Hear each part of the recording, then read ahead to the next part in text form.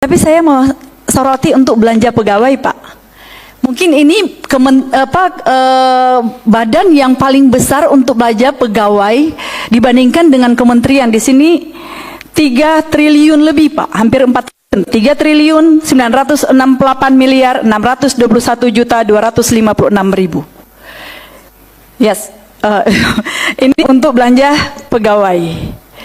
Gede sekali, Pak, untuk belanja pegawainya. Jadi seperti saya bilang, mungkin kementerian yang sudah ada, misalkan yang kementerian yang besar menjadi mitra Komisi 9, Kementerian Kesehatan, nah ada triliun untuk belanja pegawai, Pak. Dan ini hampir 4 triliun untuk belanja pegawai.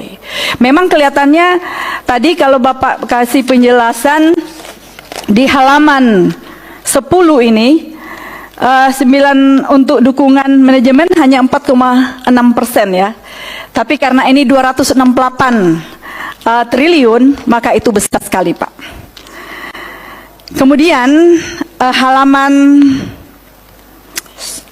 10, halaman 12, kita masuk langsung ke halaman 12.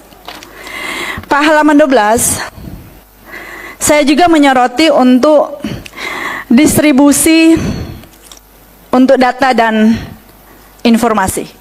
Ini juga menelan anggaran dengan perencanaan tahun 2026 4 triliun 211 miliar 151 juta 450 ribu.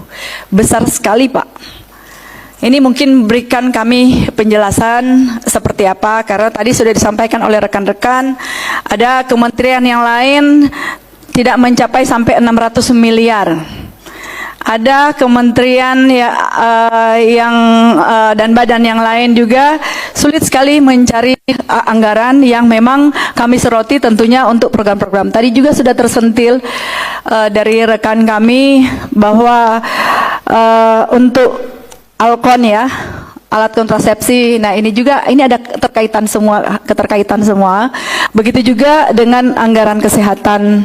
Kalau bicara pendidikan, karena ini juga mengambil ya mungkin dari anggaran pendidikan yang 20% sesuai dengan undang-undang, tapi tentunya kebutuhan-kebutuhan yang lain, Pak, saya belum mau bicara menyangkut teknis di lapangan, karena kita bicara hari ini bicara tentang anggaran.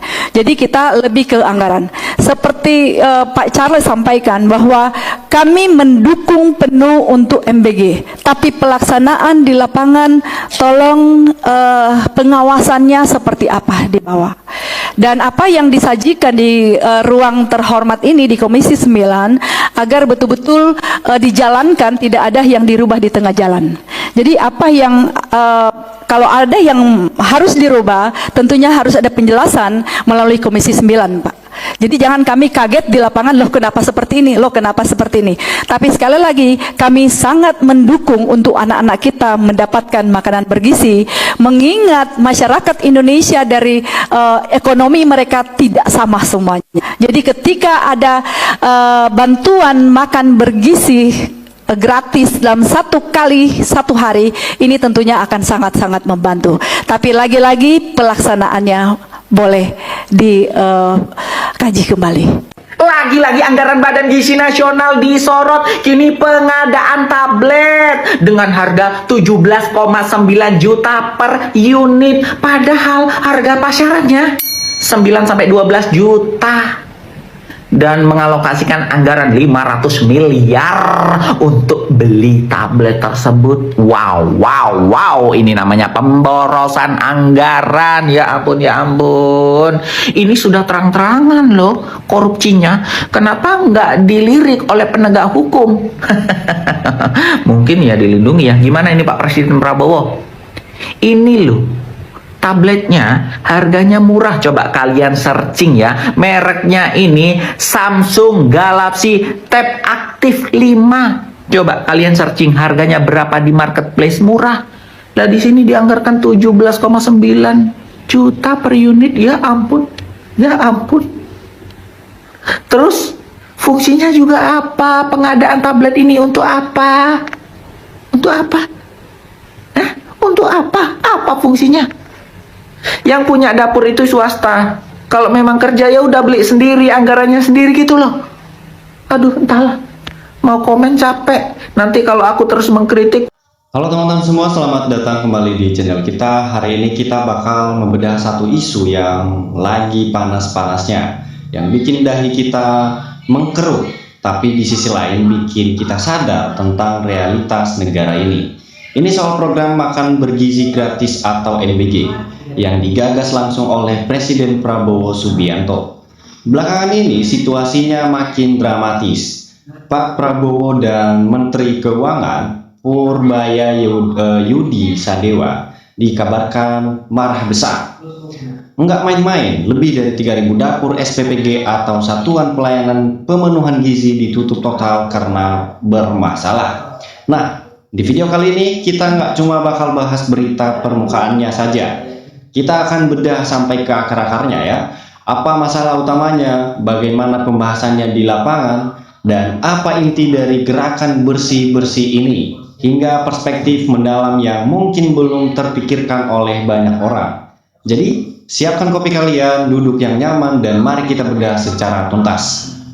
Teman-teman, mari kita mulai dari pokok permasalahannya. Mengapa program yang niatnya sangat mulia ini, yaitu memberi makan anak sekolah dan ibu hamil untuk memangkas angka stunting, justru memicu kemarahan besar di tingkat pusat?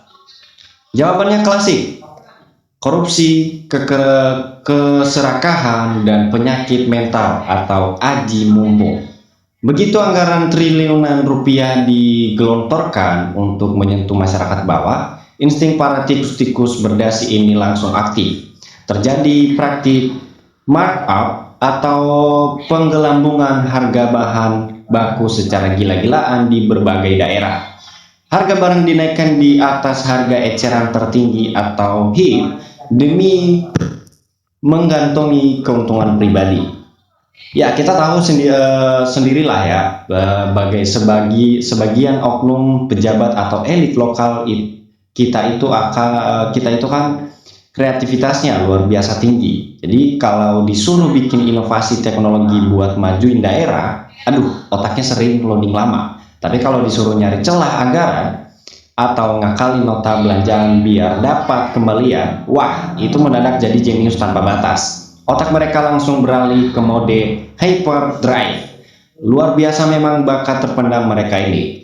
Masalahnya yang dikorupsi ini bukan semen proyek jalanan, teman-teman, tapi makanan anak-anak. Dampak dari markup anggaran ini langsung merembet ke kualitas makanan. Di lapangan ditemukan bahan pangan yang enggak segar. Ya, bahkan di beberapa tempat seperti di Cianjur dan Sumatera Selatan sempat terjadi kasus keracunan makanan massal pada siswa. Belum lagi laporan dari anggota orang tua murid di media sosial yang memperlihatkan menu makanan yang sangat miris. Cuma dapat roti 1 biji, kurma, dan jagung rebus. Ini kan keterlaluan. Uangnya dikunyah oleh oknum rakyat dikasih sisa. Nah, teman-teman, sekarang kita masuk ke pembahasan yang lebih mendalam terkait bagaimana penyelewengan ini diorganisir. Berdasarkan investigasi dan rapat koordinasi dari Bahan Gizi Nasional atau BGN, salah satu modus operandi para mafia NBG ini adalah membatasi pemasok bahan baku. Mereka sengaja membuat koperasi bayangan atau cuma memakai 1-2 supplier kroni mereka sendiri yang aliran uangnya mutar di lingkungan mereka saja. Padahal aturan resminya sangat jelas. Setiap dapur SPPG itu wajib melibatkan minimal 15 pemasok lokal, mulai dari kelompok tani desa, peternak lokal, nelayan, sampai UMKM setempat. Tujuannya biar apa, teman-teman? Biar ekonomi sirkular berjalan, uang negara berputar di kalangan bawah, bukan balik lagi ke kantong oligarki. Tapi ya begitulah, tampaknya sebagian oknum pemimpin dan mitra di daerah ini menganut prinsip hidup yang sangat religius, saling berbagi, tapi maksudnya berbagi proyek di antara keluarga dan kelompoknya sendiri, sedangkan rakyat kebagian doanya saja. Ya, jadi luar biasa solider yang mereka ini terhadap dompet sendiri. Jadi kalau urusan duit negara, iman mereka itu mendadak jadi setipis tisu dibagi 2. Ya, kena angin dikit langsung sobek. Lipat duit miliaran langsung lupa ingatan. lupa umur, bahkan lupa kalau ada akhirat. Untungnya pihak Badan Gizi Nasional bergerak cepat. Wakil Kepala BGN Ibu Nani Sudaryati ya langsung menegaskan bahwa para pengawas dan kepala dapur tidak boleh berkompromi. Ya, kalau nekat kerjasama melakukan markup, ya sanksinya enggak main-main. Mitra akan langsung disuspend, dilarang ikut proyek. Ya, dan kepala SPPG-nya bisa ikut terseret secara hukum ke ranah pidana berdasarkan audit BPK. Ini ketegasan yang memang sangat kita butuhkan, teman-teman.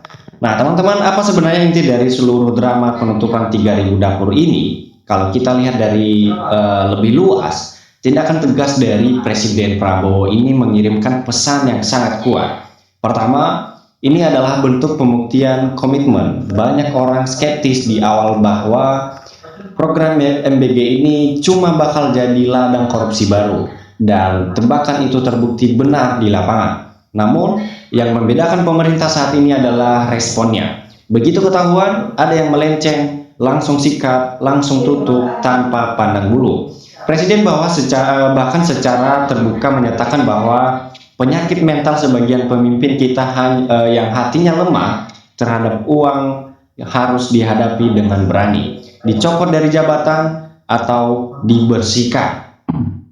Kedua, inti dari program ini sebenarnya secara tidak langsung berfungsi sebagai umpan atau filter untuk menyaring siapa saja yang aparat negara dari tingkat pusat, bupati, kepala dinas, sampai kepala desa yang benar-benar bekerja untuk rakyat dan mana yang cuma jadi benalu.